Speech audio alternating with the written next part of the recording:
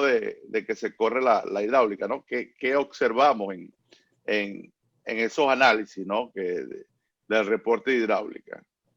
Por ejemplo, acá tenemos una gráfica de análisis de presión del sistema. ¿Cómo se comporta la presión en el pozo, ¿no? Tenemos tres renglones, como la presión anular de circulación, tenemos la presión de circulación en la sarta de perforación y el comportamiento de la presión hidrostática. Entonces, la línea azul, la presión hidrostática, podemos observar que desde superficie a fondo ella aumenta proporcionalmente. Si vemos la fórmula, presión hidrostática es igual a 0.052 por la TBD por el peso del lodo. A medida que incrementamos esa TBD, esa presión va a incrementar proporcionalmente, como lo indica la gráfica. De 0 a 8.000 pies, la presión cambia de 0 a 4.500 aproximadamente, PSI. La presión anular de circulación, como todos sabemos, va a incrementar un poco más por la presencia de cortes de perforación y dependiendo del perfil del pozo. Entonces, observamos la línea roja de 0 a 5.100 PSI. ¿Ok? Aquí tenemos la presión de circulación de la sarta. Tenemos un comportamiento que no se observa en las otras gráficas. ¿Alguien me podría decir qué pasa en esta parte de los 7.000 o en fondo? ¿Por qué la presión cae de 7.000 a 5.000? ¿Alguien tiene idea de qué fenómeno ocurre allí? La pérdida de presión en la broca. En la broca. Eso es correcto. Entonces, podemos ver claramente que la mayor caída de presión está en la broca. Por eso vemos este comportamiento, ¿no? Y eso pasa a nivel de la broca. Tenemos la densidad equivalente de circulación. Acá tenemos la ICD en la línea verde, que tiene un comportamiento normal. Pero si le agregamos cortes de perforación al sistema, se puede observar un incremento de la misma, de 104 a 106.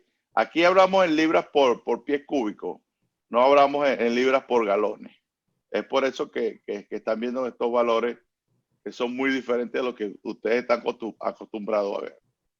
Es el equivalente. Entonces, la ICD en condiciones normales tiene un comportamiento y en condiciones de perforación tiene otro, porque su valor incrementa debido a la cantidad de sólidos que se agrega al sistema durante la perforación del pozo. Análisis de velocidad de limpieza del lodo. No sé si recuerdan que hemos conversado que el fluido debería tener una velocidad óptima en el espacio anular.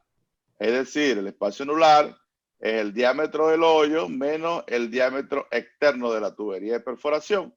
Ese espacio anular tiene que tener una área requerida para que la velocidad del fluido no sean tan elevadas. Entonces, si la velocidad del fluido son muy elevadas, tendemos a erosionar el hoyo. Entonces, es por ello que requerimos una velocidad óptima del mismo. Entonces, la simulación nos dice que la gráfica de línea verde es la velocidad requerida del fluido. Pero la práctica nos dice en el tiempo real que esa velocidad es mayor. Entonces, quiere decir que estamos por encima de lo que se requiere. Estamos bien. Estamos por encima de lo que se requiere, pero no estamos creando una velocidad excesiva. Eso lo vamos a ver más adelante el por qué sabemos que no tenemos una velocidad que nos está erosionando el hoyo, ¿no? Entonces, siempre y cuando estemos por encima de la velocidad requerida, estamos bien, porque sabemos que podemos transportar los ripios del fondo a la superficie. En caso de que la velocidad real del fluido esté por debajo de la velocidad requerida, ya sabemos que tenemos problemas porque no estamos transportando los sólidos hasta la superficie. Entonces, este es un parámetro que analizamos en los reportes de hidráulica. ¿Podría Velocidad, repetir lo averaje último, del por fluido de favor? perforación. Dígame. ¿Podría repetir lo último, por favor? O sea, la hidráulica te va a dar un valor de velocidad requerida de fluido en el espacio anular. Esos valores reales tienen que estar por encima de lo requerido. Porque si la velocidad del fluido real está por debajo de la requerida, los ripios no lo vamos a poder transportar a la superficie. O sea, es un parámetro que te indica limpieza óptima del hoyo. ¿Se entiende?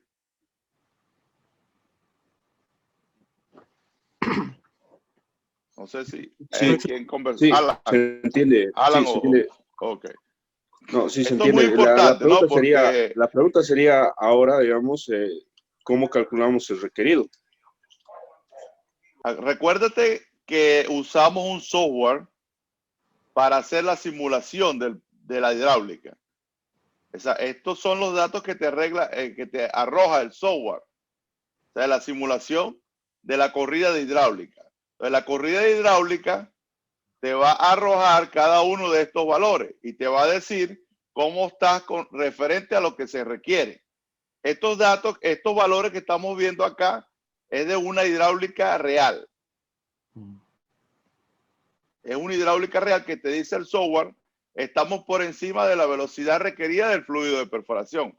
Obviamente, el software tiene su fórmula intrínseca en el programa. O sea, estamos hablando a nivel de software. A nivel de software, corridas de hidráulica y cómo vamos a analizar esos comportamientos de cada uno de los parámetros. ¿Me entiendes? Sí, sí, está bien. Adelante. Ok. Pero esos valores son muy altos, están bien, o sea, están dentro del óptimo, ¿no? Pero, Sí, ¿por qué sabemos que están dentro del óptimo? Porque cuando vemos todo esto, también interpretamos lo que es el número de Reynolds. Entonces, el número de Reynolds te va a indicar si tienes un fluido laminar o turbulento. Si tienes velocidades excesivas del fluido, puede ser que estás en presencia de un fluido turbulento, un flujo turbulento en el espacio anular. Entonces, si las velocidades están en un parámetro normal, el flujo que te va a dar es un flujo laminar. Si no, te va a dar un flujo turbulento en el espacio anular, que es lo que no necesitamos nosotros como condiciones. Entonces, aquí estamos en esta lámina observando cómo se comporta el número de Reynolds o el régimen de flujo del fluido en el espacio anular y en la sarta de perforación. Y está claramente.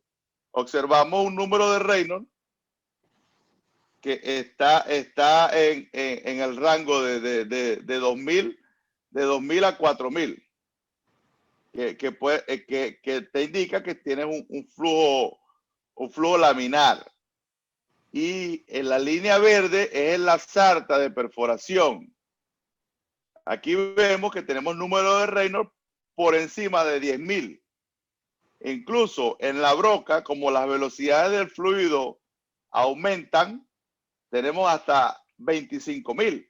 Entonces, por eso les digo, si la velocidad requerida en el espacio anular es mayor, pero si es excesiva, el número de Reynolds en el espacio anular nos va a dar un valor excesivo y nos va a indicar que tenemos un flujo turbulento.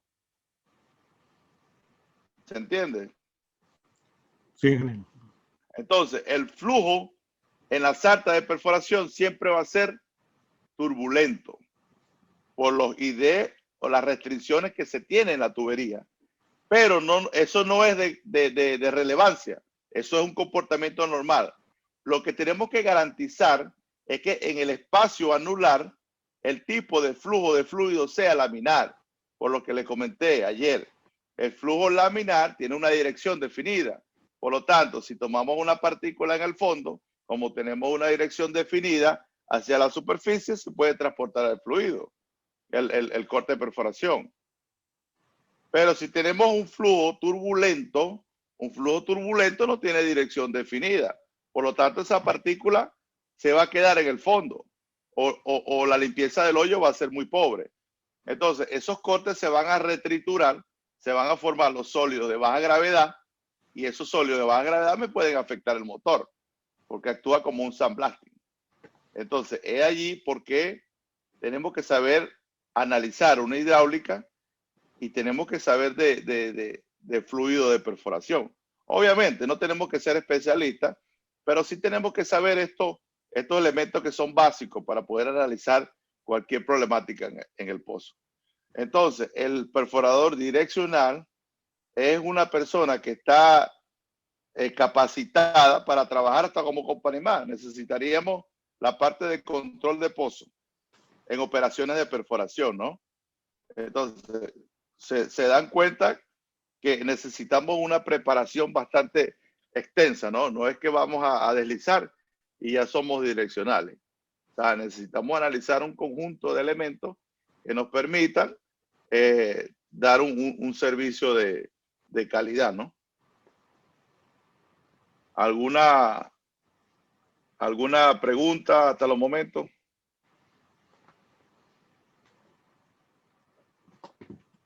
Todo bien.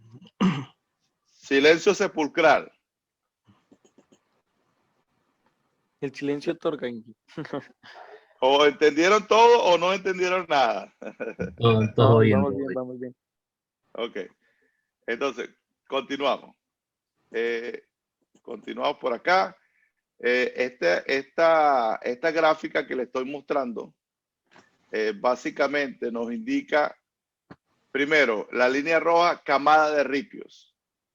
Si tenemos una limpieza pobre en el hoyo, este gráfico nos va a indicar que tenemos una camada de ripio en el hoyo. ¿Y dónde la tenemos? Entonces, es un conjunto de elementos que vamos a analizar para llegar a la conclusión si la limpieza del hoyo es efectiva, o es pobre, o es intermedia. Entonces, tenemos muchos elementos que analizar para llegar a esa conclusión. Primero, necesitamos un galonaje óptimo, una velocidad de fluido óptima, necesitamos un tipo de flujo de fluido laminar, necesitamos saber cómo se comporta la ICD en el pozo, con el pozo limpio o con el pozo con corte de perforación. También necesitamos saber cómo se comporta la presión a lo largo del perfil del pozo. Y por último, no podemos ver la gráfica de camada de ripio. Si observan la línea roja está en 0. Quiere decir que no tenemos ripios en el hoyo en ese momento que estamos perforando. La línea verde dice la concentración. O sea, concentración prácticamente es 0. El área de flujo es 100%, es la línea azul. Si tenemos concentración de ripio en el hoyo, el área de flujo va a disminuir. Entonces, si tenemos un área de flujo al 100%, quiere decir que todo ese espacio anular está limpio. Eficiencia de transporte, la línea marrón, que está muy cerca del 100%. Entonces, esto nos indica que estamos en presencia de una limpieza de pozo efectiva. Entonces, si tenemos una limpieza de pozo efectiva, no vamos a tener problemas de excesivo torque de perforación, no tenemos la probabilidad de una pega de tubería mecánica o lo que llaman un empacamiento de los ripios en el pozo, que muchas veces si tenemos un empacamiento de ripios en el pozo, cuando bombeamos, podemos inducir una pérdida de circulación.